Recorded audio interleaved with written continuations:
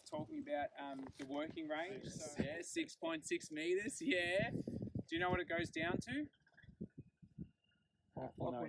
5.8. Perfect. Yep. And it's done pretty easily, just by this lever. Yeah, simple adjustment for the swath width. So I just take this pole out and then lever it to the furthest point for the thinnest width, and the furthermost inner point for the widest width. So this is an advantage for us because we can do this without the need for tools. I can jump out the back of the rake while it's folded and do it with my own two hands. One of the benefits that we have is that we can make a few adjustments without the need for tools.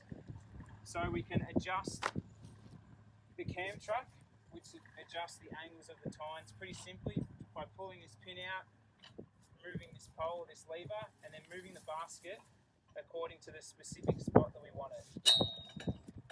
I'm going to leave it in the center because the other one's set that way, but we basically simply do it just by pulling the rake back and forth and finding that pinpoint that's appropriate for our needs. There are some undulations in the ground. So the Massey Ferguson rakes have cardanic suspension, which allows quite a bit of manoeuvrability within the rakes, and they work together with the tandem axle to smoothly run over the ground. For this to work effectively though, you need to set them up correctly. So you want to bring the rake onto level concrete ground. You want the outermost tine to be about 2 centimetres off the ground, the innermost to be about 1 centimetre, and the front just making it over the ground, so you can just freely move it. And the reason why you want to set it up is that the outside tine is going to grab the least amount of crop, and the frontmost tine is going to have the highest load. So as it's running, the front tine is actually loaded with the crop, and it's actually pulling it back. So your lowest point of this tine actually raises as you're catching the crop, and then is released towards the center.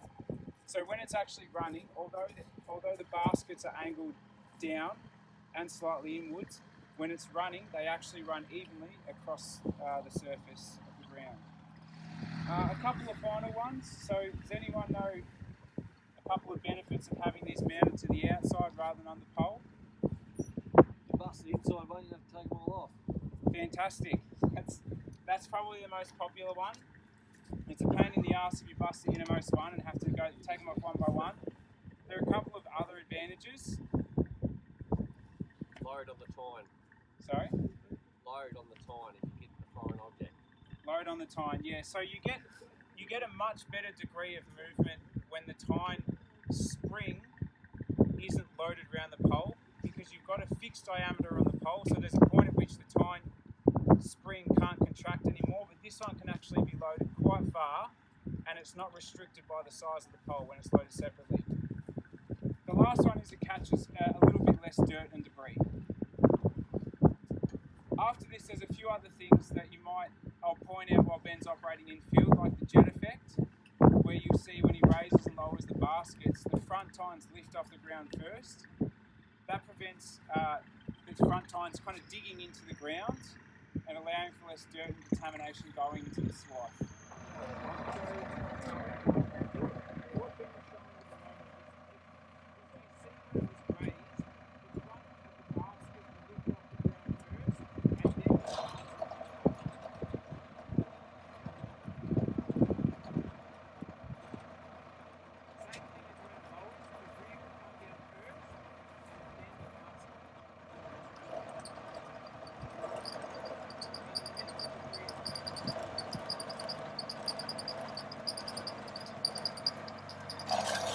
Thank you.